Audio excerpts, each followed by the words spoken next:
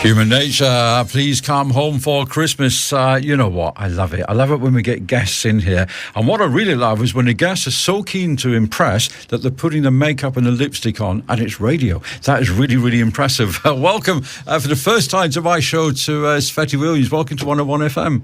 Hello, Mike. Thank you for having me. My pleasure. I love the fact you just put lipstick on and did your hair. That's great. Well, you never know who may see me. Well, indeed. And if only we had TV cameras in here, it'd be fantastic. Sveti, one of the things that really interested me, and our good friend Wayne Donnelly, who just happened to be on before you, he recommended that we have a chat because, you know, everybody, doesn't matter how old they are, at certain times of their life, they have trouble sleeping. From young babies right through to grown-ups and to older people. What got you interested in helping people how to sleep? Well, first of all, my story began when I lost my own sleep. So when I couldn't sleep, I suffered a lot, not just physically, but also emotionally. So that affected every aspect of my life. So I began to search and research until I was able to fix my own sleep. And I felt the differences. Once my sleep was fixed, my life was changed, my life transformed, and I felt differently. So then I decided to embrace that and help other people fix their own sleep. Because it's interesting, you know, some people will wake up in the morning and go, oh, I haven't slept. But actually they have. They've slept for most of the night and they've maybe been disturbed by something, or when you get to a certain age like me, you have to go up and pay a visit in the middle of the night.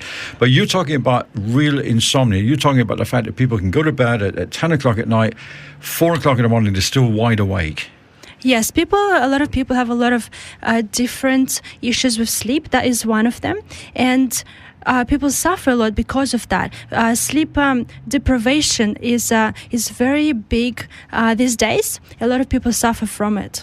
So because of the lifestyle that we lead, and we're all very busy people, and I guess a lot of us are attached to our mobile phones and tablets and whatever, I guess these contribute to people just struggling to switch off at night.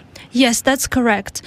These days we have a lot of sleep disruptors, things like our phones, things like TV, exposure to a lot of things. Our mind gets really busy, and because of that, we're no longer able to switch it off at night. And when we are lying in bed ready for sleep, our mind's still going. Our mind can't literally switch off and allow us to sleep. For us to fall asleep, we have to have our mind totally switched off. How do you do that? Because I know that people, as I say, we do leave it, and I'm guilty as well. The last thing I do before I go to bed is check my mobile phone. Yes, absolutely. Well, I believe it's not just a mobile phone. There's also an option on the mobile phone to switch to the night shift if you have an iPhone. But it's not the mobile phone. It's everything else. It's more how your mind sees that. It's more how that mobile phone affects your sleep. I use mobile phone just before I go to sleep myself, but that doesn't affect me anymore.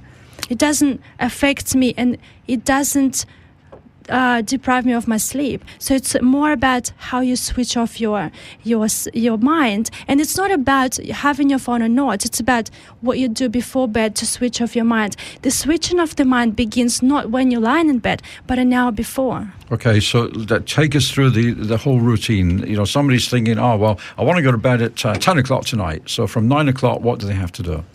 Basically, establish your pre-sleep routine. Some people call it sleep hygiene. So let's call it simple pre-sleep routine. So for example, whatever you do whatever relaxes you. Some people say, well, I heard that watching TV is bad for me. It could be if you see it that way. But if it relaxes you, then do it. If that puts you into that pre-sleep state, then do watch TV. Just create that distance between you and TV. The further the distance, the better it is for your brain and for your eyes to be exposed to the blue light. It's not all about the blue light. It's about how do you feel about watching TV? How do you feel about doing those specific things that put you into the state of relaxation? We need to get into this alpha brain wave state for us to go to sleep. This is our pre-sleep state, where we are able to relax fully. I'm talking about mind, your body, your emotions, your digestive system. There's a lot of systems that need to be switched off for us to go to sleep. So it's not all about TV or the phone. It's about how do you feel. It's your emotional state. Sure. I mean, very often, and this is really frustrating, we'll be sitting watching TV and I find myself, I'm falling asleep and I'm going, oh yeah, this is great. And then you get yourself up, you go to bed, you're wide awake. How does that happen? Yes, that happens because when you watch TV, your mind is switched off. Literally, you're distracted from everything else. Your mind is so quiet. And all you can see is just that TV. You don't even know what's going on that TV, sure. do you? You just literally switching off your mind. And when we do go to bed, your mind is switched on again. And your mind is now left with your emotions, with your thoughts. And you know what happens? For a lot of people, during the day, they are so distracted from their own thoughts to think about things that they need to think about themselves and things like that they distract themselves so much during the day that when it comes to lying in bed, they are alone with their thoughts. Yeah. And when that happens, the thoughts go and go and go, and it can't stop. So it's just the art of switching off your mind. This is what people need to master. Once they master that, they no longer have sleep issues. And one of the things that is really frustrating, and it always seems to happen, you're lying awake at 3 o'clock in the morning, every single problem you have is magnified by 50.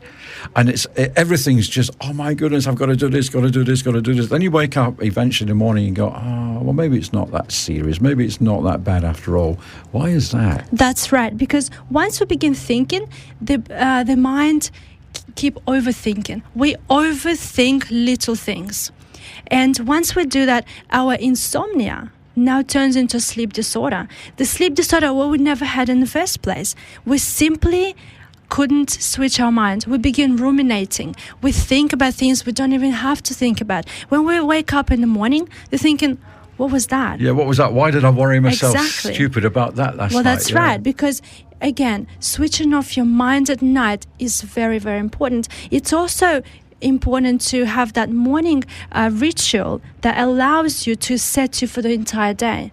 Just basically teaching your mind what to do. Give it structure. Teaching your mind that the morning is your thinking time. The evening is your switching off time. And also I suggest to my clients to during your pre-sleep routine, make a list of things that you need to do tomorrow. This allows your mind to know, all right, this is not the time to think. This is my relaxation time. My time to think is in the morning. And when you wake up in the morning, those problems not relevant anymore. Really, really simple stuff. I notice, because I'm very observant, because it's the morning and that's my thinking time, you have a book on the desk. Absolutely. I do have a book and sleep meditation to go with it as well. A lot of people just not able to switch off their mind, as we discussed. So this meditation literally switches off their mind. And reading the book, it just gives them more insight about sleep, how important it is, the dangers of not sleeping, the benefits of sleeping, and what happens in our body for us to go to sleep, what happens in our body when we are sleeping and when we are awake. Fascinating subject. So, the average adult, what should they be expecting sleep-wise? 7 hours, 8 hours? I believe, science dictates that we usually go through different cycles at night. We need to go through about 5 cycles. In adults, each cycle takes about 90 minutes. In the healthy adults, again, it varies. This is why we can't tell exactly how many hours. It's in between 7 and 9.